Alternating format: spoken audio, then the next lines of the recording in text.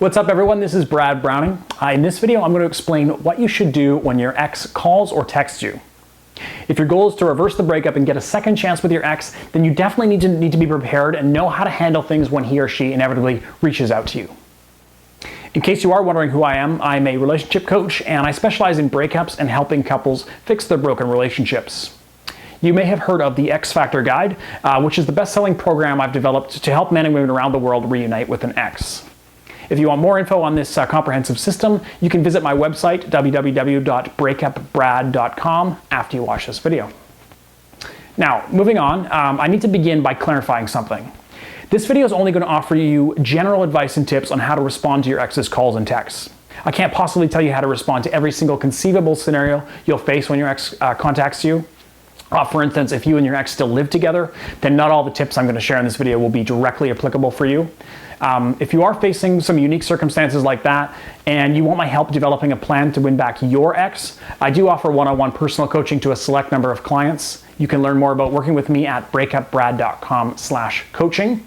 And if you've got a quick question, please feel free to share it in the comment section below the video as well. Okay, let's move on to another important piece of advice.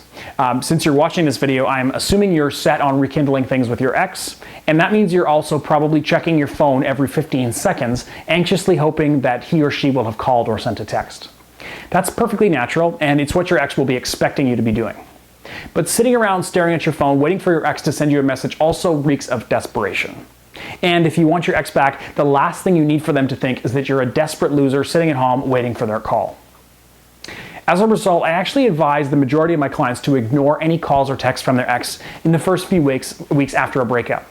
Even a month or more after the initial breakup, you need to make sure your ex understands that you're not sitting around waiting for their call.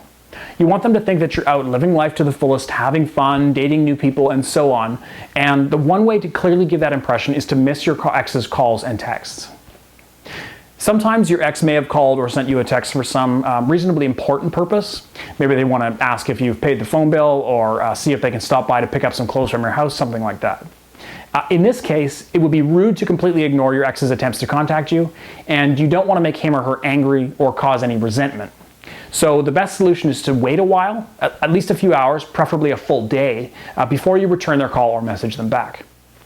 Not only does this give off the impression that you've been busy and that you're not sitting around waiting to hear from them, but it also gives you time to think rationally about how you're going to respond.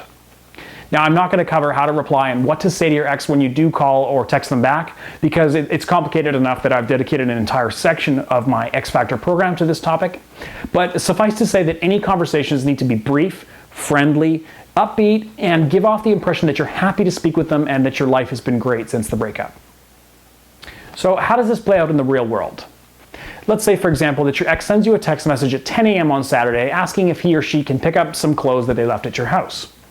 Instead of quickly responding to this text, you wait until 8 p.m. that night, and then you respond by saying something like, hey, sorry for the slow reply, I was out hiking with a friend all day. I've got plans tonight and I'll be at work most of the day tomorrow, so maybe you can swing by to pick them up on Monday or Tuesday. Call me Monday and we can figure it out.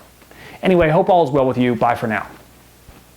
By saying this, you're still responding to your ex's initial question, and you've been polite and friendly, but you've also hinted that you're super busy. You've left things a bit mysterious by mentioning that you were hiking with a friend and that you'll be out late tonight.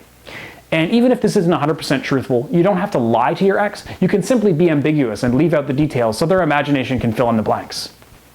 Trust me, you'd be amazed at how well this technique works to get your ex interested in you again and have them thinking about you. Now, this sort of delayed response to your ex's message or call is only necessary if he or she actually has something to say to you.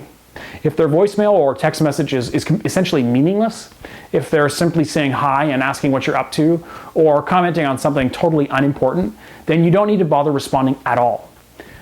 This is really difficult for a lot of people, but ignoring messages or calls from your ex is extremely powerful because it can really open their eyes to the fact that you're no longer a part of their life and you won't be around anytime they want to chat.